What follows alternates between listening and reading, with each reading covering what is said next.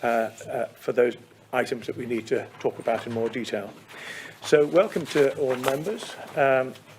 Have we any apologies for absence? No, thank you very much. We have got the minutes of our last meeting on the 8th of June, which have been circulated. Can I just have confirmation that you're happy with those and I can sign them in due course?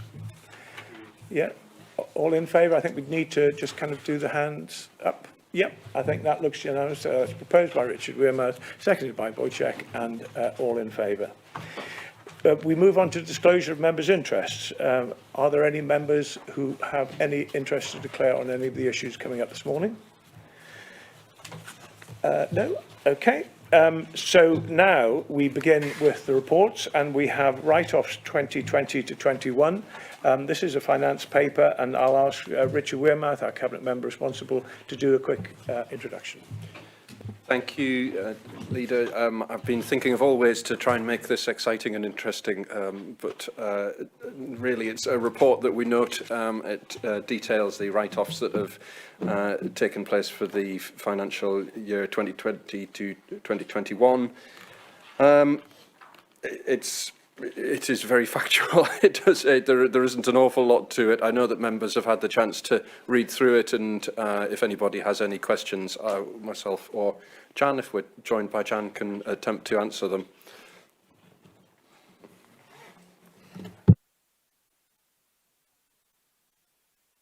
Right, thank you very much.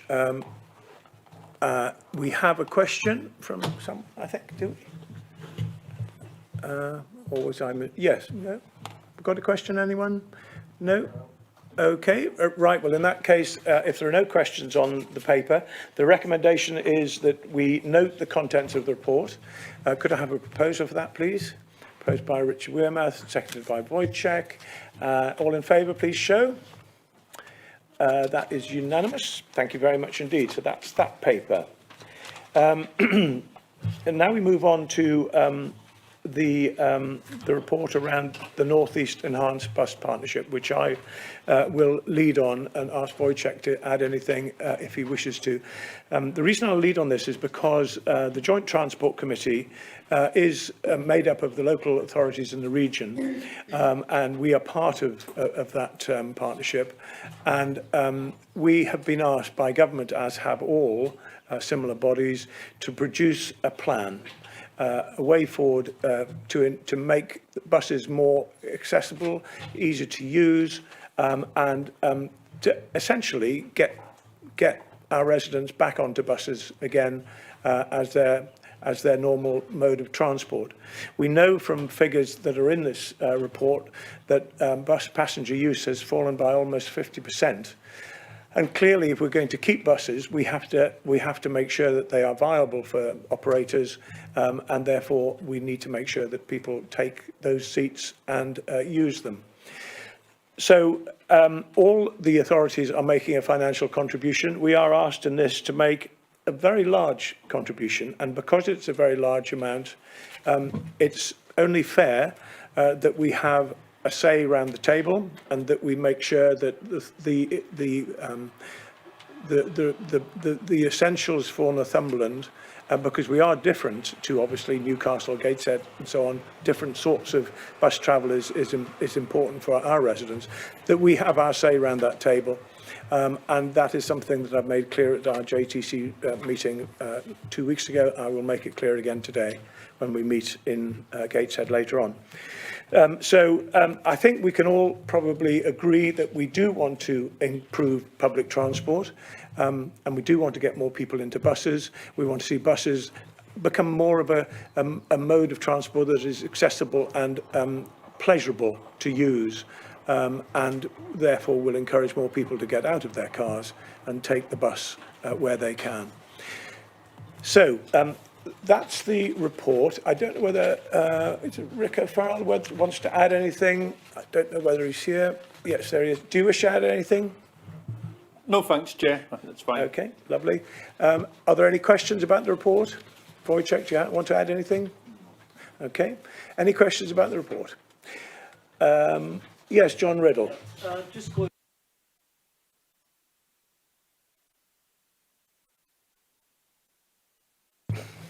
Well, that's a good question, and we hope very much that if we produce this partnership document and continue to work well together effectively with our neighbours and our neighbouring authorities, that we will encourage government to be helpful in maintaining our bus services and maintaining grant that will allow us to do that. We, as a council, will need to also look at our responsibilities and ensure that we do all we can and all we can afford to make sure that bus travel remains something that's important for us to be part of. Okay, so if there are no other questions, could I have a proposal for these recommendations, which are there written in front of you? Proposed by Wojciech, seconded by Jeff Watson. All in favour, please show. That's Councillor Horncastle. Can you show? Yes, thank you. Thank you very much. Good.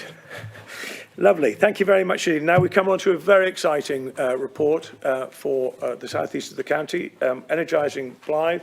Wojciech. Thank you, Chair. The report is an update about the establishment, development and delivery of the Energising Blythe programme.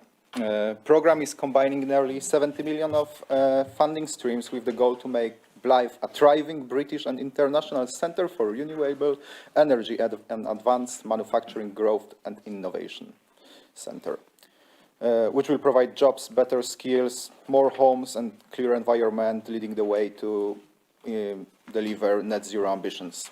The funding is provided via 3 funding streams, which is the Future High Street Fund with about 11 million already granted for town market regeneration. Town Deal, which will be up to 25 million, and I think we expect announcement of the town deals this summer, soon. And there is one point to note here. I think we'll need to approve that the offer in 3 weeks since announcement, so that's we've got quite tight timetable. And the other funding stream is Accelerated Towns Fund, which provides 750,000 for major improvements to Bow Street, Wanley Street and Church Street in Blythe. All these streams sum up to more than 47 million. County Council will provide match funding of about 20 million, which will make total funding of nearly 69 million available for 12 projects for Blythe. These projects are new culture centre and marketplace regeneration, new restaurant and hotel development targeting business visitors. The Link, which is the highway and public realm improvements along the Bridge Street to improve connectivity to Quayside. Energy Central Campus, it's the new STEM education facility at Port of Blythe, which will provide skills and knowledge for low-carbon energy sector. Blythe Town Centre Northern Gateway to improve transport connectivity at northern entrance to the town centre. Blythe website to town centre connectivity, which will include walking and cycling infrastructure to connect centre with Blythe website station. Northumberland Energy Park and Battleship Wharf, which is the essential advancement in road and quayside infrastructure there. Catapult Bearing Technology and Innovation Centre, which will be new leading innovation centre for new wind turbine bearing technology. In addition to that, there is Energising Blythe Culture and Placemaking Programme, which will provide cultural events, promotion and placemaking to raise Blythe profile and bring wider investments. Also, Blythe Town Centre Living, which will be new, high-quality homes in the town centre to bring a key heritage building back to life. Town Investment Plan presents additional projects, which, in addition to the mentioned, will deliver the objectives of the Town Investment Plan. And these objectives are to create 7,500 jobs by 2030, 374 million gross value added per annum by 2030, 5,000 more education and training learners by 2030, 250 hectares land developed for employment, public realm and green space by 2030, 25,000 square meters of floor space developed by 2030, 119,000 extra tourist visitors per annum by 2026, 15 kilometers of sustainable walking and cycling infrastructure by 2030, hundreds of new homes by 2040, reduce business and residential carbon emissions, and improve general life perception.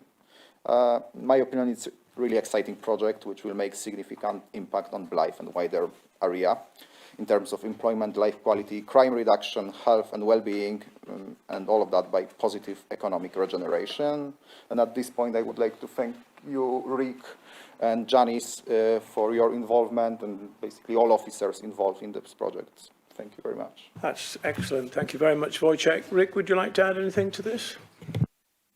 No, I don't think so, Chair. It's important to note the delegation that Wojciech mentioned about the town deal. We're expecting the announcement imminently, and we do have then 3 weeks in which to actually accept the offer, which is why we're seeking delegation to the head of paid service to make that acceptance.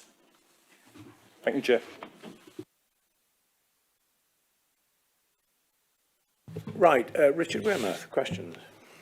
Not so much a question, just as a comment, really. Thank you, Glenn. I'd first of all like to compliment Wojciech in the seamless way that he's picked up all of the work on this as the Cabinet Member for the Economy. He's been doing an absolutely fantastic job, and we've had already in just a short space of time so many conversations about Blyth, about employers wanting to expand in Blyth. We were having a good discussion with one the other day.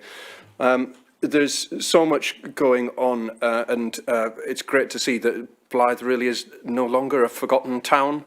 It is a pin-up for the levelling up agenda that the government is bringing forward, and it couldn't be more welcome. There's a huge amount of hard work that's gone in as well by the local MP, Ian Levy, who is an absolute pleasure to work with, and he's always fighting the corner for his constituents. There's some brilliant projects in here. I think it's important, as well as thanking Rick and Janice, to thank other people who've been involved, for example, with the board of the town deal, Alan Ferguson, Tony Quinn at the Catapult, who's been phenomenal and a real champion for the community, and plenty of others besides. There's a significant commitment here from NCC as well.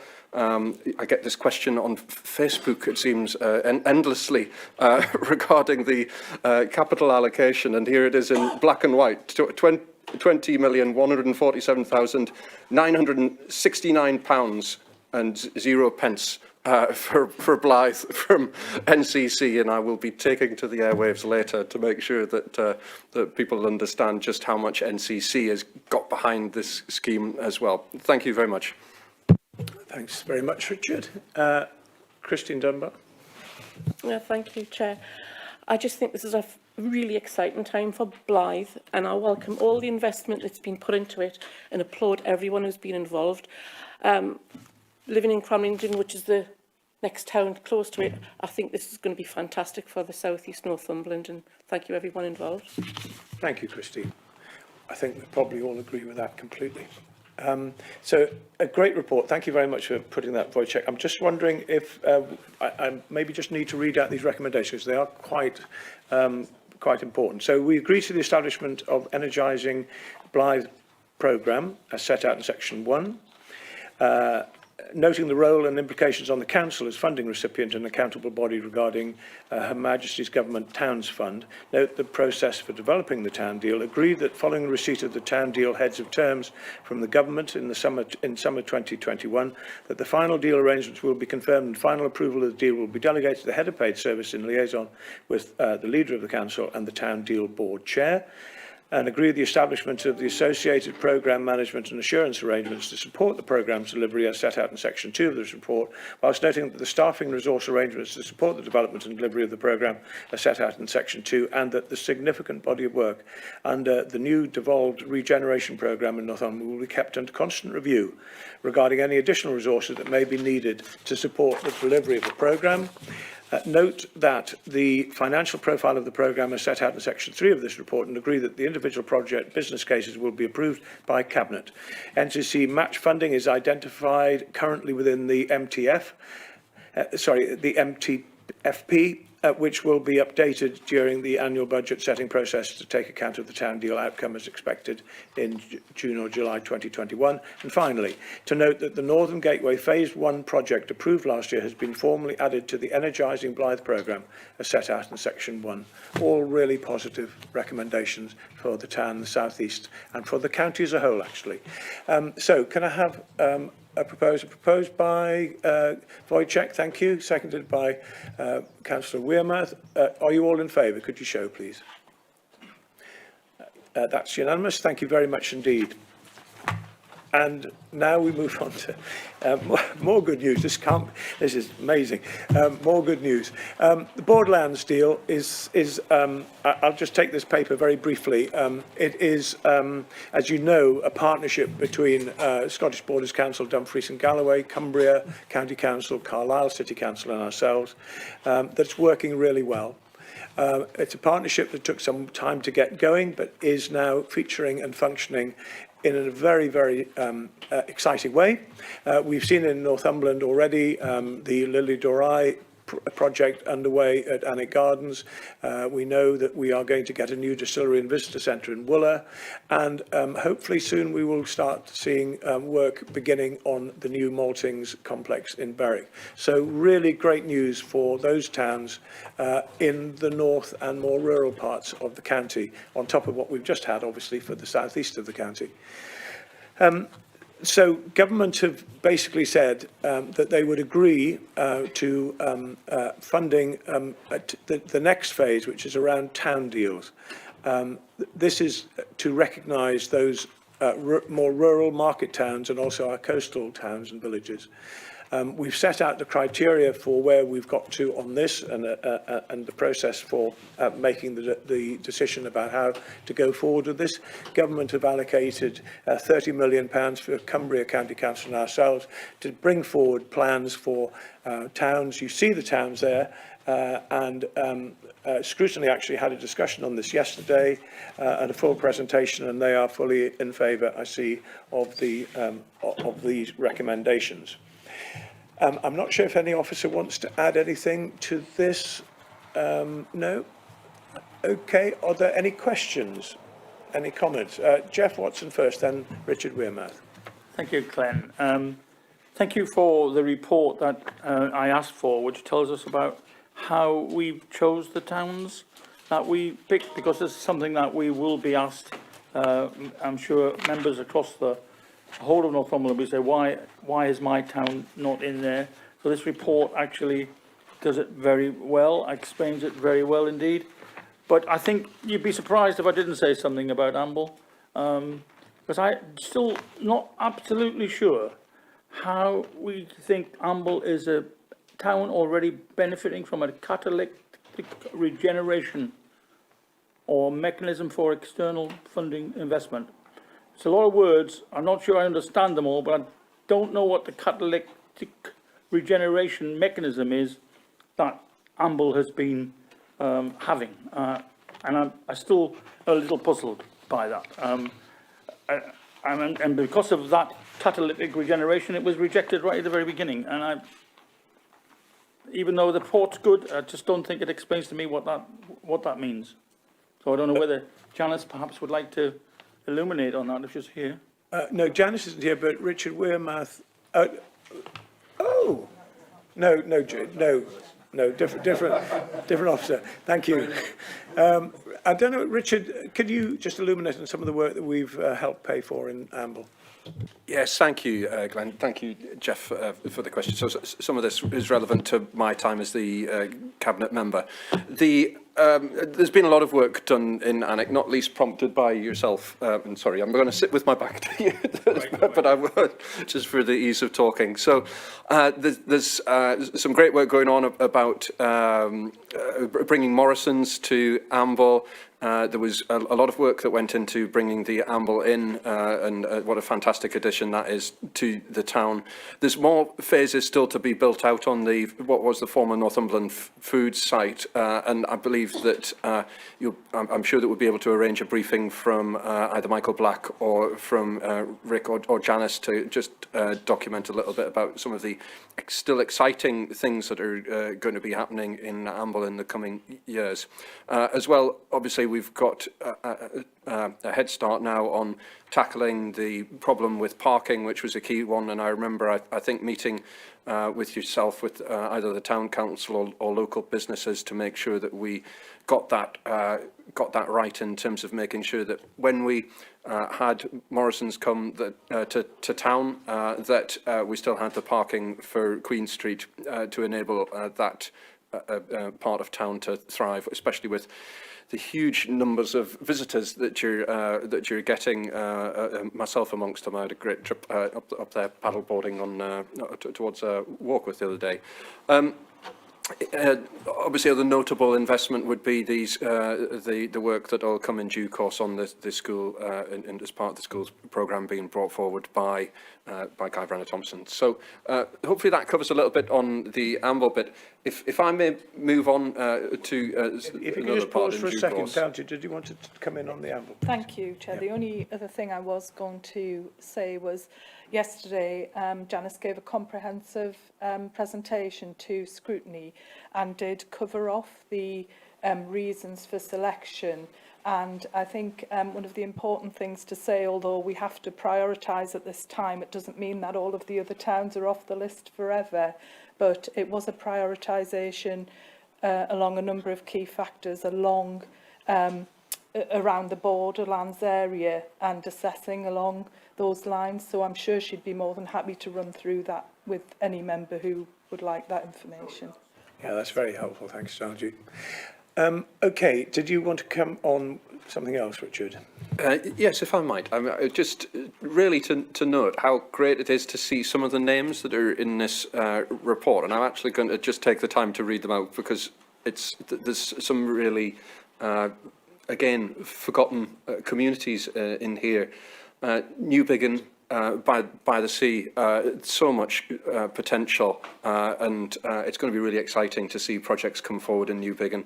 Haltwhistle, again, somewhere that doesn't necessarily always get the level of attention that it may warrant, and there's a significant need for supporting investment into Haltwhistle. Prudhoe, I'm sure that if Councillor Stewart were here, he would be smiling ear to ear to see Prudhoe on that list. Bedlington and Bedlington Station, so often we get questions in Council from Bedlington members keen for progress, and this will enable us to make progress. Alnwick, again, fantastic for Alnwick that we're getting more investment into Alnwick. Bellingham as well, and I think last on the list, Rothbury, and I even had a call from the member for Rothbury to express his excitement at seeing Rothbury on the list here, and I can't wait to hear some of the projects that will come forward there. So fantastic work by the Borderlands team, by yourself, Glenn, leading that, and everybody concerned. Thank you. Thank you, Richard. Any other questions? I don't see any. So, yes, I would entirely endorse what you've just said. I think the future of these towns will be considerably enlightened by this extra funding. And yes, Councillor Stewart has made a number of comments about how pleased he is about this. So I know he's working hard for that town. So if there are no other comments, I think what I'll do is just take you to the recommendation. I'll read these out as well because I think it's quite important. So that we note the four-stage process agreed with the government, the UK government, by which investment from Borderlands Place programme will be drawn down. To endorse the list of 7 towns prioritised to prepare place plans by the application of the Borderlands Town Index. To approve the approach and timeline set out in the place plan preparation framework. And finally, to note that following the preparation of the place plans, the subsequent scoping of projects to be included in the Borderlands Town investment plan for each town and will inform any capital investment decision required by the council to support delivery. And of course that means that discussions will start soon with interested parties, with local councils, with local people to put in place plans to see their towns receive this investment and move forward and see that investment really making progress, not just for the villages and towns, but actually for the surrounding area as well. So very good news. So those are the recommendations. Proposed by, can I have proposed by Councillor Scott and seconded by Councillor Wearmouth? Yes. No, he can't, sorry. Thank you very much indeed.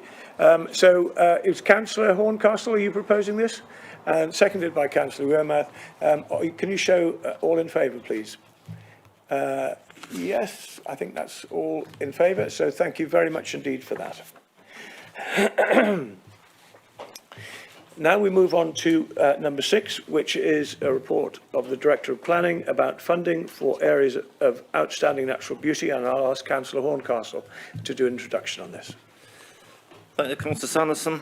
Yes, we're asked here to seek approval for the funding from the county for the next 3 years. There's 2 AONBs in Northumberland. There's the smaller coastal one, north of the Coquet and south of the Tweed, and there's the very large North Pennines one, which takes in a considerable part of southern Northumberland, Durham and Cumbria. And what happens is that these areas are very dependent on the local authority funding. And for every pound that the local authorities put in, they get £3 back from DEFRA. So it's probably the best thing you'll ever spend your money on. Put £1 in, get 3 back. So what's the AONBs do? Well, they're there to protect and enhance the environment, but obviously this funding, I mean, I'm quite involved with the North Pennines one for quite a number of years. I mean, it attracts thousands of hours of volunteering, training in rural skills, and it all adds to our and the government's green agenda. So, you know, we're getting part of what we need to do done on the cheap here. But the DEFRA funding is dependent on the local authority funding, so if we don't stump up some money, they'll not be getting it from DEFRA. And this has been done in consultation with the other local authorities, including some districts in Cumbria who were involved, some district councils. So we're in sync with them, and it's 40 years since they've had a review, so 40 years since this county's put any extra money into it, and it's not a very large increase, 10% to be reviewed in 3 years. The coastal one is 33,000 to 37,000, and the North Pennines 22.5 roughly to 25. So the recommendation is that the council's annual funding contribution towards those AONBs goes ahead with those figures, and I would thoroughly recommend it. Thank you very much, Colin. Any questions on this report? Is there any officer input on this one? Don't think so. That's fine. Any questions then on this report? Yes, Wendy. It's not a question, Glenn. I just fully support it. As a representative of one of the most scenic wards in Northumberland, I do think the work that they do is absolutely vital. Good. Thank you very much indeed for that. So if there are no more questions, can I just take you to the recommendation as a proposer for that? Proposed by Jeff Watson, seconded by Guy Renner-Thompson. Can we have a show? All those in favour?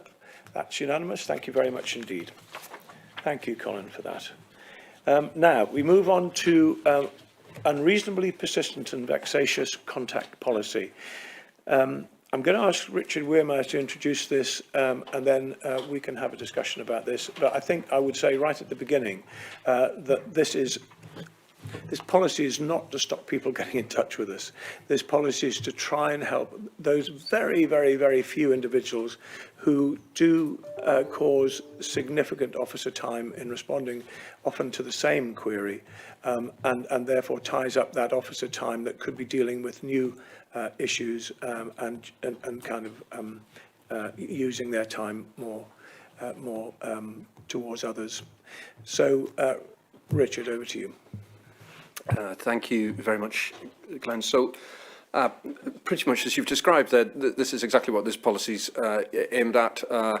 It's as politicians and as a council, we love nothing better than when people get in contact with us about their problems, because we're here to help and we want to solve problems wherever we can. In very rare instances, and it is incredibly rare, people ultimately will get their feedback and continue into a dialogue that ties up time that could be spent by officers and by politicians even sorting out other problems and making sure that things are running smoothly across the county. There was a very lengthy discussion in the Scrutiny Committee regarding this report, and there's some comments that I'm sure that you'll be visiting in a short while from them. I don't think that there's an awful lot to add to that, really. This only ever gets used, or only would ever get used, in the most extreme of circumstances, and thank you for the officers for taking the time to draft the document.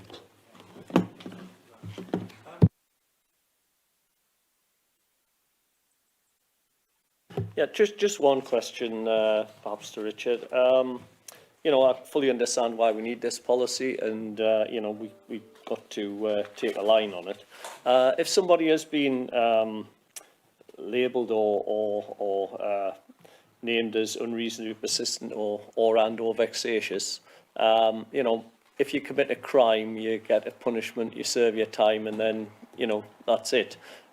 How long is somebody labelled as, you know, when they're put down as being vexatious or unreasonably persistent and banned from contact, so to speak? How long does that actually last for? Is there a time limit on it? That's my question.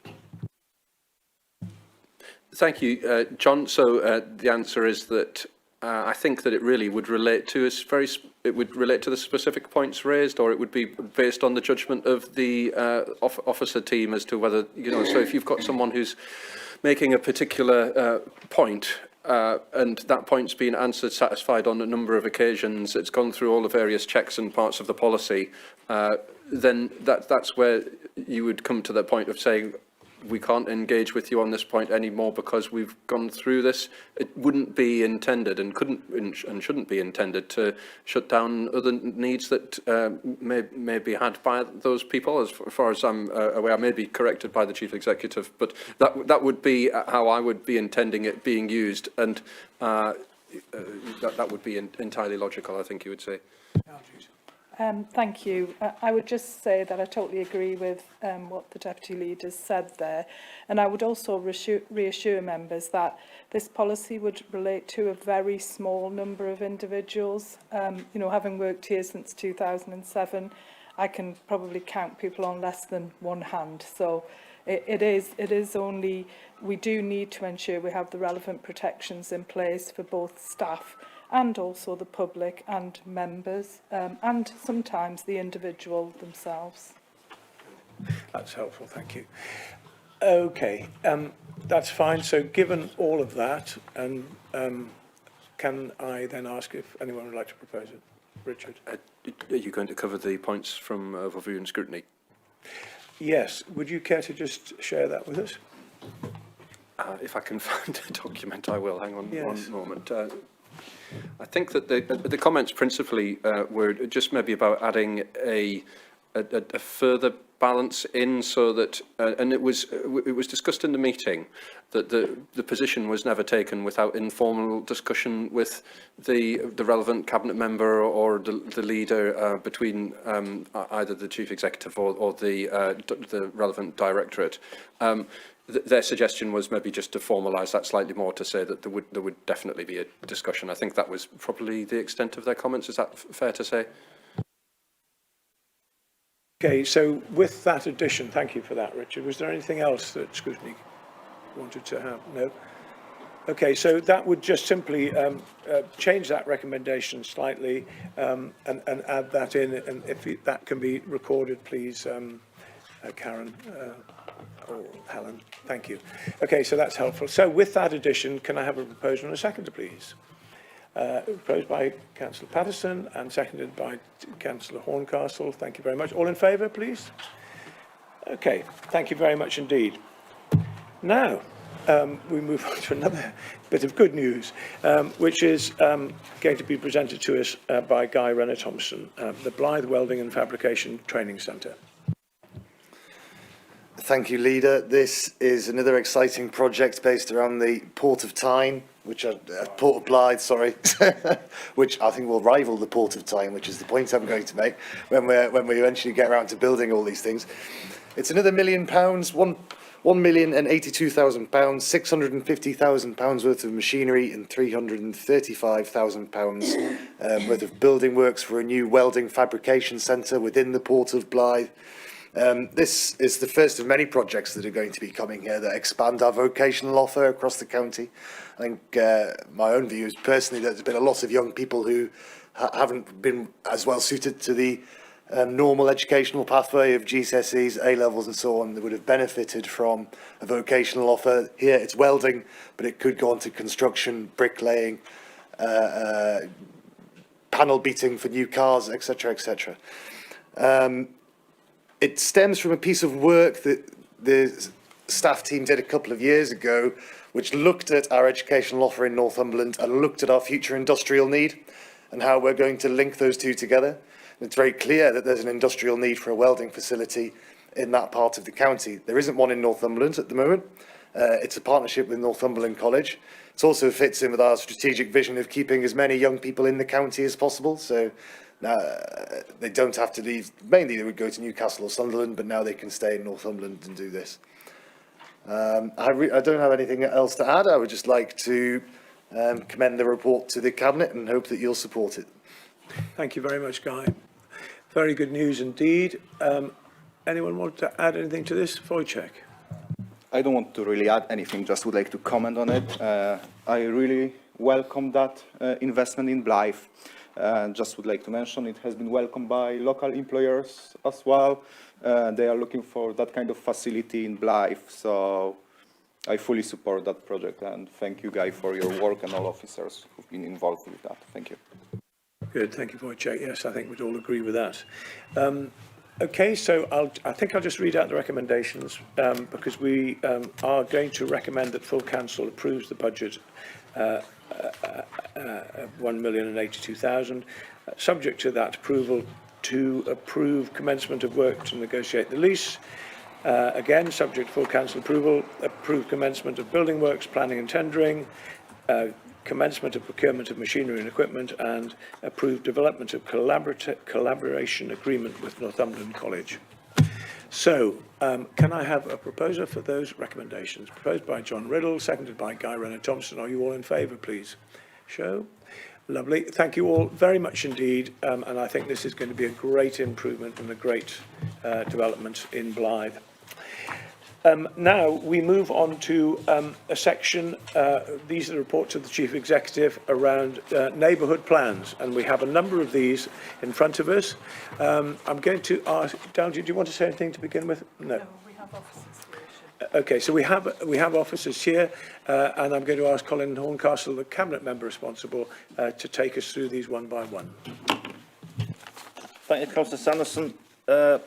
Yes, a big chunk of your papers today are these neighbourhood plans. There's 5 of them.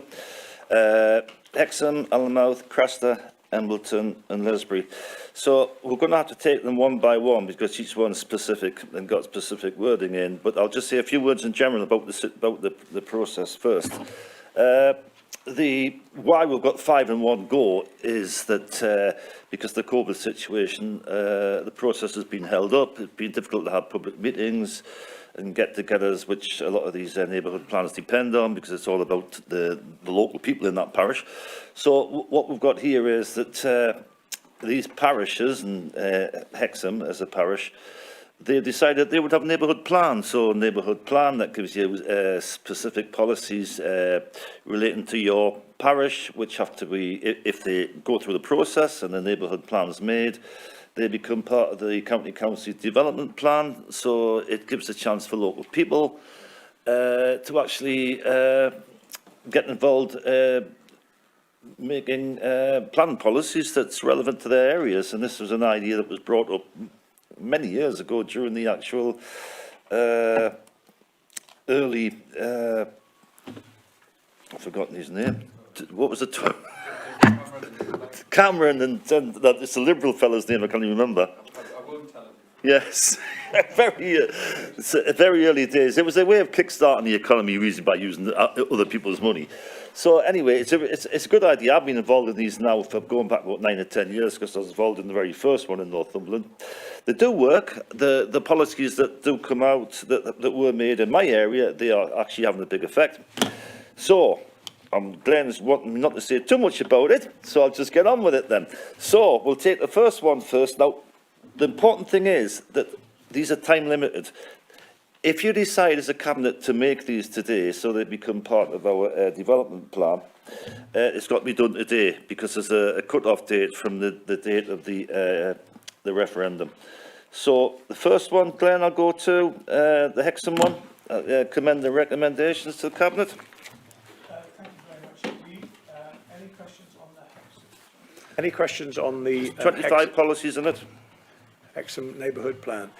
Richard Wearmouth. I'm not going to repeat this for everyone, I promise. I just want to emphasise that, as you have already called it, the amount of work that goes into these things is huge by 4 years. Members of the various committees, both volunteers, councillors, town councils and officers here at NCC. I'm perfectly in favour of all of them, and I look forward to voting for each one in turn. But to just say thank you, really, to those people. Thanks, Chris. It's a huge task goes out behind the scenes. We just see the finished product here, but what's going on behind the scenes is mega. So that's the Hexham one, Blair. Well, okay, thank you. So can I have a proposer and a seconder for the recommendations, please? Proposed by Wojciech, seconded by Richard Wearmouth. All in favour, please? That looks unanimous, yes. Thank you very much indeed. And then we move on to Alnmouth. Dalmouth one, yes, exactly the same applies to this. So commend the recommendations, Cabinet. Okay, thank you very much indeed. Any questions on the Alnmouth plan? One single policy. Yep, thank you. Okay, good. Okay, well, so you have the recommendations. Can I have a proposer and a seconder, please? Proposed by Jeff Watson and seconded by Wendy Patterson. All in favour, please? Good, thank you very much indeed. And now we move on to Crarston. Please, if anyone wants to say anything or ask any questions or make any comments, please feel free to do so. Crarston, so I commend it to the Cabinet, the recommendations. Okay, thank you very much. Yes, Wendy local member. It was a major commitment. Microphone, apologies. I'm just happy to approve this for Craster. It was a major commitment for a very, very small community, and I fully support it. Thank you very much, Wendy. Okay, so the recommendations are there. I have a proposer. Wojciech, seconded by Richard Wearmouth, I think. All in favour, please show. That's unanimous. Thank you very much.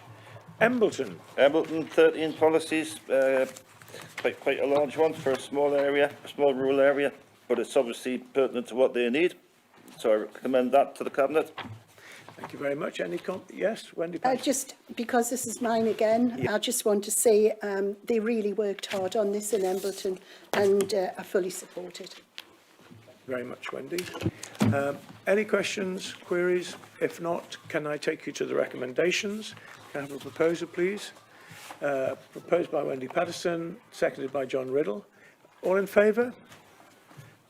Lovely. Thank you very much indeed. Lesbury. Lesbury, the last one is 11 policies in this one, so same again. Just commend the recommendations to the Cabinet. Thank you very much. Any comments, questions? If not, can I have a proposer for the recommendations, please? With John Riddle, I think, seconded by Richard Wearmouth. Was it John Riddle? Did I see your hand? Yes. Yes. Seconded by Richard Wearmouth. All in favour? Lovely. Thank you very much indeed. That takes us to the end of the neighbourhood plans. I just want to reiterate what the words that were spoken by Councillor Horncastle and Councillor Wearmouth, that a huge amount, and Councillor Patterson, a huge amount of work has been undertaken. Not easy to get people together to draw up neighbourhood plans and come up with excellent papers like these. I would like to thank officers of the council who've assisted with these exercises, and thank very much all of those parish and town councils who worked up their own neighbourhood plans and brought them to us today. Thank you very much indeed. Okay, so with that we move on now to paper M, which is the new capital proposals considered by the Officer Capital Officer Capital Strategy Group. We've got two there. Oh no, we've got three, I think. Richard Wearmouth.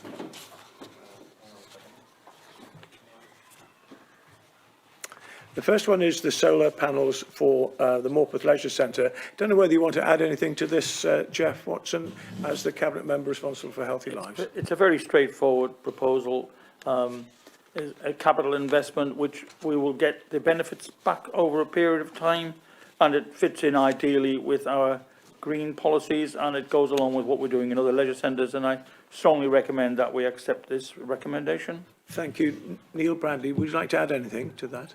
Thank you, Chair. Yes, I would just say that there's no longer the feed-in tariff for the solar panels anymore, but this does just about wash its face in revenue terms, but clearly the carbon footprint agenda is the key reason why this has been put forward, and it will be met from the renewable energy provision that's already there in the capital programme, so happy to put that through. Lovely, thank you very much, Neil. Move on to the second one, which is the Blythe Free School. Could you take us on this one, please, Neil, just briefly? Absolutely, Chair, no problem. Yes, so the Council and Cabinet have heard previously that we were successful in a bid for a free school. There is significant demand for special needs places in Northumberland, and we were given the opportunity by the DFE to put that bid forward. As part of that process, there are a number of conditions that the local authority needs to meet, which are set out in paragraph 6.2 of the report. The key issue that we're covering here is that the authority is required to make a contribution towards the project for section 278 works and any ground abnormal costs that would be required for it. There has been negotiation ongoing with the DFE around this, and both parties have now agreed on a sum of just over £1 million, which is set out within the report there. So we are looking for Cabinet approval for us to allocate that from within the special needs budget line within the medium-term financial plan. This would mean bringing forward some of the special needs funding within the plan from 22-23 back into 21-22 to do that, and we're asking for approval for that as well at the same time to enable this scheme to progress. Thank you, Neil. Guy? Yes, thank you, Leader. This is an important proposal that we need to take forward to carry this project on. We were awarded it by Gavin Williamson in July 2020, that we would be on the government list for a brand new special school. As Neil said, we have increasing need. There's been a 50% increase in children with complex needs between 2013 and 2019. This will be 80 new places for young people aged 11 to 16 on the autistic spectrum, or with special social, emotional and mental health needs. So, yeah, we need to get this through to get it over the line. Thank you very much. Maybe a question for you or for Kath McAvoy-Carr. Just, will this mean that potentially there will be some children that may not need to be asked to travel greater distances, that actually this will be a benefit to them? Kath? Yes, that's absolutely right. There will be some opportunities for us to be able to review some of the locations where some of our children attend and offer places nearer to home. Right, that's great, thank you. Guy, anything else to add? Nothing to add. Right, okay, lovely. Any questions on this one? No? Okay, well, I think that's got to be good news. And then we have the new Hartley Section 106 Highways Improvements. Neil? Yes, thank you again, Chair. Yes, so the developer who is building houses on the St Michael's Avenue site at New Hartley has been required as part of the planning permission that was given to make a contribution towards local highway infrastructure improvements.